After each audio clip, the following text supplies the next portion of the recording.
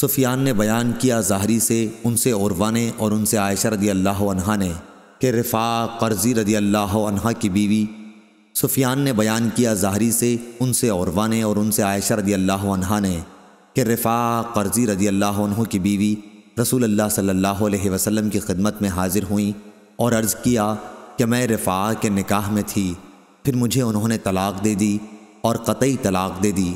پھر میں نے عبد الرحمن بن زبیر رضی اللہ عنہ سے شادی کر لی، لیکن ان کے پاس تو شرمگاہ اس کپڑے کی گانٹھ کی طرح ہے۔ حضرت صلی اللہ علیہ وسلم نے دریافت کیا، کیا تو رفاع کے پاس دوبارہ جانا چاہتی ہے؟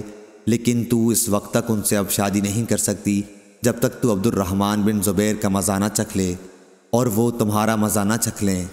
اس وقت ابو بکر رضی اللہ عنہ خدمت نبوی میں موجود تھے اور خالد بن سعید بن عاص رضی اللہ عنہ دروازے پر اپنے لیے اندر آنے کی اجازت کا انتظار کر رہے تھے۔